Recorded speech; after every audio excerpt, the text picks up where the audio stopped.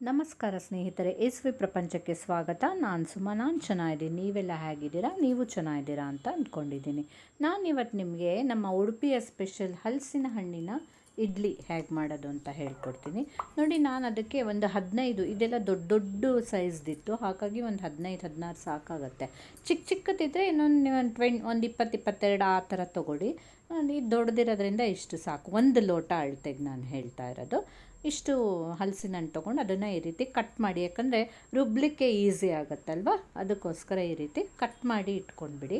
ಅದು ಬಿಟ್ಟರೆ ಏನೇನು ಬೇಕು ಅಂತಂದರೆ, ಇದಕ್ಕೆ 2 ಲೋಟ ಹಲಸಿನ ಹಣ್ಣಿರೋದ್ರಿಂದ ನೋಡಿ ಸ್ವಲ್ಪ ಕಡಿಮೆ ಇದೆ. ನಾನು ಅಕ್ಕಿ ರವೆ, ನೀವೀಗ ಇಡ್ಲಿಗೆಲ್ಲ ತೊಳೆದು ಹಾಕ್ತಿರಲ್ಲ ಅಕ್ಕಿ ರವೆ, ಆ ಅಕ್ಕಿ ರವೆನ ತೊಗೊಂಡಿದ್ದೀನಿ.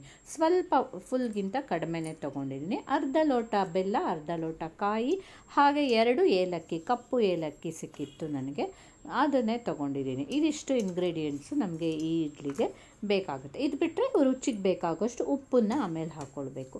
ನೋಡಿ, ಫಸ್ಟು ರವೆನ ಈ ರೀತಿ ಹುರ್ಕೊಳ್ಬೇಕು ಲೈಟಾಗಿ, ಒಂಚೂರು ಬೆಚ್ಚಗಾಗಲಿ.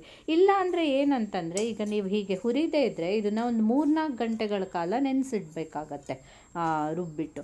ಆದರೆ ಈ ಥರ ಹುರ್ಕೊಂಡ್ಬಿಟ್ರೆ 1/2 ಅವರ್ ನೆನೆಸಿಟ್ರೂ ಸಾಕಾಗತ್ತೆ. ಹುರಿದು ಈ ರೀತಿ ಒಂದು ಪಾತ್ರೆಗೆ ಎತ್ತಿಟ್ಕೊಂಡು ಬಿಟ್ಟಿರೋಣ. ಇದನ್ನೆಲ್ಲ ನಾನೊಂದು ಸ್ವಲ್ಪ ತಣ್ಣಗೂ ಆಗುತ್ತೆ ಅದು, ಹಾಗೆ ಹುರಿದು ಎತ್ತಿಟ್ಕೊಂಡಿದ್ದೀನಿ. ಆಮೇಲೆ ಈ ಕಡೆ ಏನಂದರೆ, ಮಿಕ್ಸಿಗೆ ನಾವೆಲ್ಲ ಹೆಚ್ಚಿ ಇಟ್ಕೊಂಡಿರ್ತೀವಲ್ವ, ಹಲಸಿನ ಹಣ್ಣು, ತೆಂಗಿನಕಾಯಿ ತುರಿದಿದ್ದು, ಬೆಲ್ಲ, ಆಮೇಲೆ ಏಲಕ್ಕಿನ ಎಲ್ಲ ಬಿಡಿಸ್ಬಿಟ್ಟು, ನೀರೇನು ಹಾಕೋದು ಬೇಡ, ಯಾಕಂದರೆ ಹಲಸಿನ ಹಣ್ಣಲ್ಲಿರೋ ನೀರೇ ಸಾಕಾಗುತ್ತೆ. ಆಮೇಲೆ ತೀರಾ ಗಟ್ಟಿ ಆದರೆ ಒಂಚೂರು ನೀರನ್ನು ಇಡ್ಲಿಗೆ ಕಲಿಸುವಾಗ ಬೆರೆಸ್ಕೊಂಡ್ರೆ ಸಾಕಾಗುತ್ತೆ.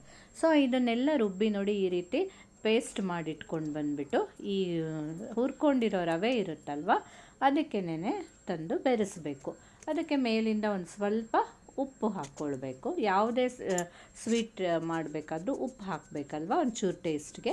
ಆಮೇಲೆ ನೋಡಿ ಈ ರೀತಿ ಎಲ್ಲ ಚೆನ್ನಾಗಿ ಮಿಕ್ಸ್ ಮಾಡಿ ಇಟ್ಕೊಂಡ್ಬಿಡಿ.